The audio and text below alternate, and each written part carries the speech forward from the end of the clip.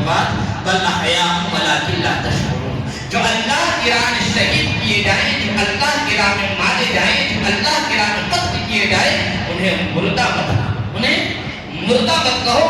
ان کی زندگی کا ان کو شعور نہیں. یعنی وہ شہدائے کرام جو زندہ ہیں وہ کیسے زندہ ہیں اس کا نالج ان کو اور آپ کو معلومات نہیں ہے، لیکن وہ زندہ ہے. اب یہاں پہ ایک سوال پیدا ہوتا ہے.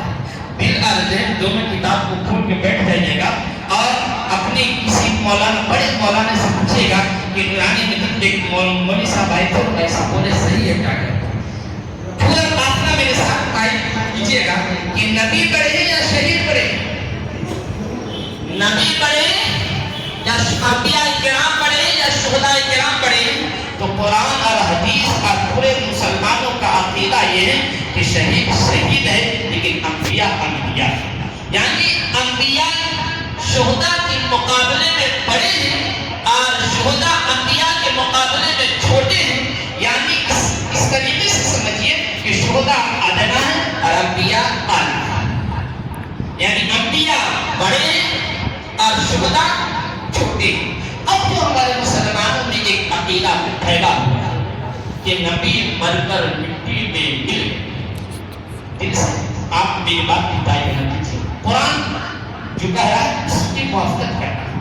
کچھ لوگوں کا عقیدہ ہے کہ انبیاء کرام مر کر نبی اور محمد صلی اللہ علیہ وسلم مر کر مٹی میں مل گئے.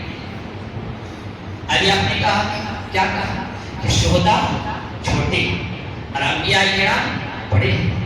دل سے فیصلہ کیجیے گا جس قرآن کو ہم مانتے ہیں، آپ مانتے ہیں، ہم پڑھتے ہیں، آپ پڑھتے ہیں، ساری دنیا کا مسلمان پڑھتا ہے، وہ مسلمان جب شہیدوں کو زندہ مانتا ہے کہہ رہا ہے جو انبیاء کے مقابلے میں چھوٹا ہے، جو انبیاء کے مقابلے میں چھوٹا ہو کر شہداء زندہ ہو سکتے ہیں، وہ انبیاء جو اللہ افضل ترین مقام عطا فرمایا ہے وہ زندہ کیسے نہیں ہو سکتے. جب ادنا انسان زندہ رہ سکتا ہے تو اعلیٰ اور ممتاز سے بڑا زندہ نہیں ہو سکتا کیا؟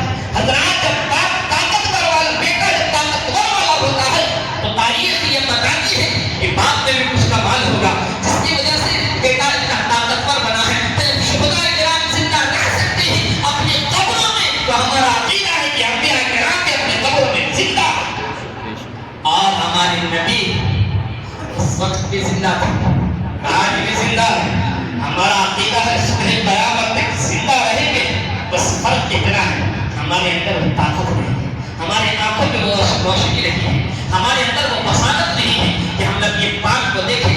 بریلی کا تاجدار وہ قلندر امام رضا خان فاضل بریلوی رحمۃ اللہ تعالی علیہ اس میں رسول میں غوطہ لگاتی ہے، ارشاد فرماتی ہے یا رسول اللہ تو زندہ ہے اللہ، تو زندہ ہے اللہ، میری جسم عالم سے چھپ جائے. میرے نبی زندہ ہے یہ عقیدہ ہے.